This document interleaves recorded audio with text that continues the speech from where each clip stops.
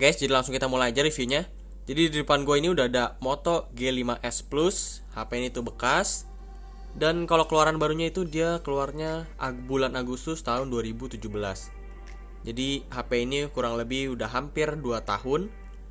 Dia udah menggunakan prosesor Snapdragon 625 dengan Adreno 506 yang setara dengan Redmi Note 4, Xiaomi Redmi Note 4. Jadi langsung kita kupas tuntas saja. Oke, jadi yang akan pertama kali dibahas itu adalah fisiknya dulu. Jadi di depan ini kita bisa lihat layarnya ini cukup gede. Dia tuh udah memakai layar IPS LCD 5,5 inch. Dan di depan sini juga kita bisa lihat dia ada kamera ya, beresolusi 8 megapiksel dengan flash di depan. Jadi kita kalau selfie bisa pakai lampu. Di sini ada mereknya, Motorola. Di bagian bawah ini dia ada tombol, bukan tombol ya, tapi kayak sensor fingerprint dan tombol home. Terus ya, cuman itu aja di bagian depan. Di bagian kanan kita bisa lihat ada tombol volume dan tombol power. Oke. Di bagian bawah ada micro USB. Jadi chargernya itu dia pakai micro USB ya, masih belum tipe C. Ada speaker dan mic.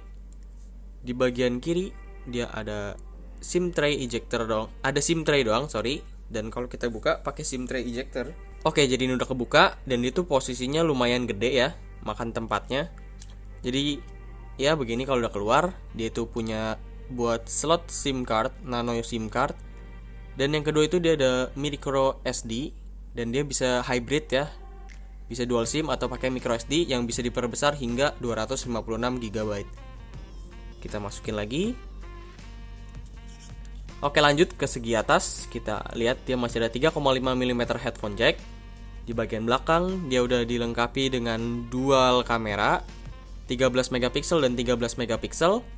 Bahannya sendiri tuh dia memakai aluminium dengan desain seperti metalik gitu ya. Dan ini rasanya udah keren banget menurut gue pada zamannya. Bahkan sekarang aja tuh masih keren. Terus di sini tuh dia kayak ada metal gitu, jadi mantul di sekelilingnya juga.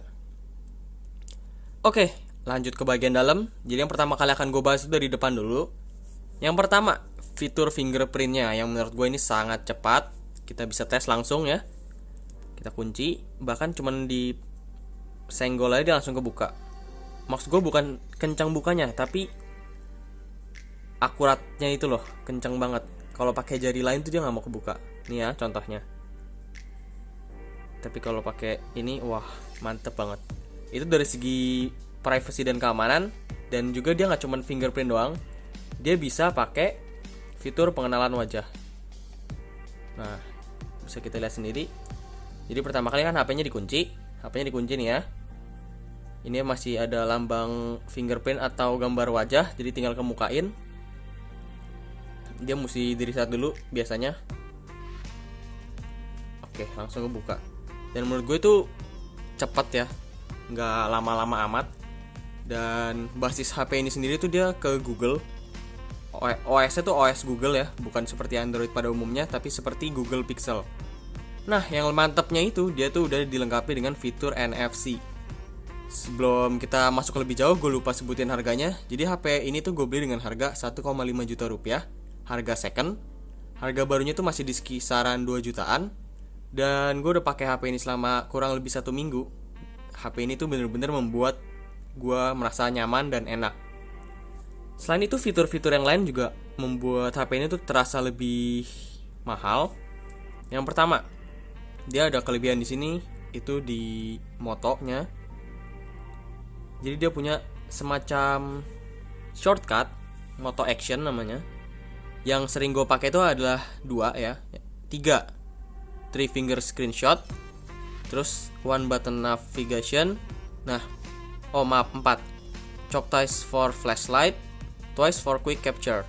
Nah, one button navigation ini kita bisa lihat di sini. Jadi kan tombolnya cuma satu. Kalau kita pencet sekali, dia ke home. Kalau kita geser ke kiri, dia ke recent. Tapi kalau kita geser ke kanan, dia itu bakal ngeback. Ya, begitulah. Itu menurut gue wow banget. Jadi HP ini tuh berhasil menostalgia gue kepada HP-HP zaman dulu yang dia tuh punya kelebihan masing-masing setiap merek. Kalau HP sekarang kan dia cuma adu kencang prosesor, adu kencang kamera, ya gitulah, kurang menarik. Tapi HP ini tuh bener-bener wow, sangat menarik hati gue sekali. Selain itu NFC-nya pun kencang ya, bukan lemot yang nge-lag gitu. HP ini juga masih kencang banget menurut gue, masih sangat layak. Lanjut ke yang tadi, dia tuh punya fitur 3 finger screenshot. Ini seperti Xiaomi. Kalau Xiaomi kan biasa 3 jari digeser ke bawah. Kalau ini 3 jari ditekan aja dan dia langsung nge-screenshot. Wow, itu sangat efektif dan cepat juga. Oke, lanjut. Shortcut selanjutnya itu dia ada di segi flashlight. Jadi kita cuman menggerakkan begini aja 2 kali, flashlightnya akan nyala.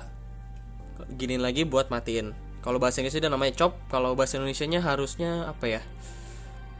Apa ya chop itu? Ya, begitulah pokoknya. Selanjutnya shortcut yang lumayan berguna itu adalah untuk shortcut kamera. Jadi kita beginiin. Nggak tahu gue itu namanya apa. Oke. Itu sangat berguna sekali buat gue. Jadi kadang-kadang kan kita kemana-mana sekarang udah pakai HP ya. Kemanapun kita jalan pakai HP. Jadi kalau misalkan gelap atau gimana ya tinggal gini doang langsung nyala. Dan ini wow, berguna banget. Lanjut, dia juga punya attentive display atau yang kita bisa lihat itu smart screen ya. Jadi dia layarnya bakal nyala terus kalau kita lagi ngeliat layar. Dan ada juga dia peak display. Jadi dia tuh ngikutin sistem AMOLED screen. Walaupun dia belum pakai AMOLED, tapi baterainya tuh irit banget. Menurut gue ini irit banget. Bahkan 1 hari pun nyampe. Penggunaan standar layarnya bisa nyala sehingga 6-7 jam. Apa itu peak display? Jadi kalau peak display itu kita ada gerakan di depannya itu dia akan nyala dan nanti di sini tuh ada notifikasi. Kita lanjut ke sektor yang lebih penting adalah skor gaming ya. Jadi Antutunya itu 77.000 atau setara dengan Redmi Note 4 yang seperti tadi gue udah bilang. Dan itu masih cukup ya, sebenarnya cukup. Tapi untuk permainan PUBG itu agak patah-patah sedikit. Dan untuk main Mobile Legends sih lancar-lancar aja. Kalau untuk game-game ringan seperti Clash Royale sangat tidak ada masalah. Untuk penggunaan seperti Spotify, Grab, Gojek sangat-sangat lancar. Bahkan Instagram juga hitungannya lancar sekali, nggak ada masalah.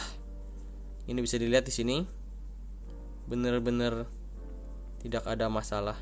Loadingnya pun cepet banget. HP ini juga ada memadai fitur 4G, bahkan 4G plus.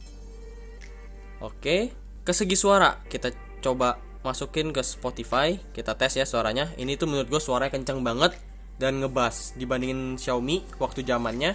Itu suaranya sangat kurang menurut gue. Bisa dinilai sendiri.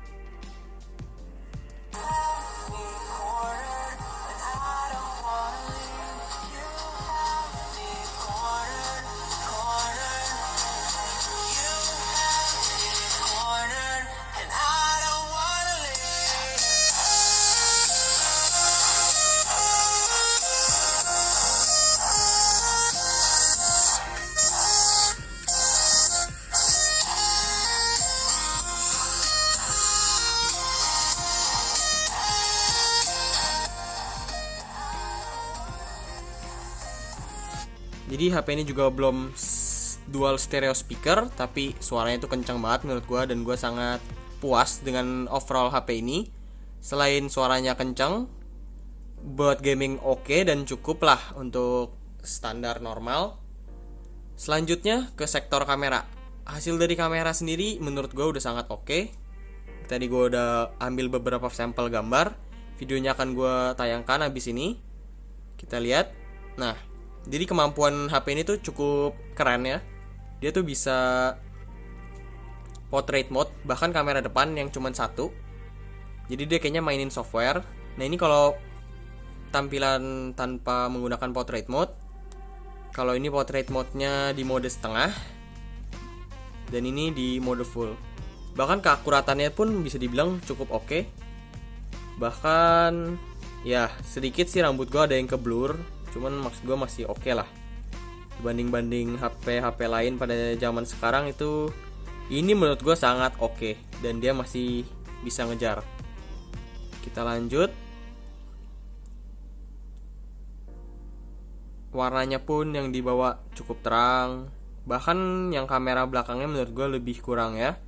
Karena bisa dilihat sendiri bagian portrait mode-nya di sini ngeblur sekali. Jari gue ikutan ngeblur dan di bagian atasnya juga pisangnya ikutan ngeblur. Padahal dia pakai kamera belakangnya udah 2. Tapi itu nggak jadi masalah karena hasil kamera dan video yang dihasilkan dari HP ini udah sangat memuaskan untuk harga segini. Apalagi dia udah mempunyai fitur NFC. Jadi segitu dulu aja review dari gua kali ini. Menurut kalian gimana? Apakah HP ini masih layak untuk dipakai di tahun 2019 atau tidak? Kalau untuk gue pribadi, gue masih recommended HP ini karena HP ini sangat bisa dibilang belum ketinggalan zaman. Kamera 2 udah punya, NFC udah punya, baterai irit. Untuk gaming masih ya oke lah. Untuk sinyal dia udah bisa 4G bahkan 4G plus. Dan ya, yang pastinya HP ini belum dilengkapi dengan fitur waterproof atau anti air. Oke, segitu dulu aja video kali ini. Kalau kalian suka dengan video ini, kalian boleh like dan subscribe. Tapi kalau kalian gak suka, kalian boleh dislike aja. Sampai jumpa di video berikutnya.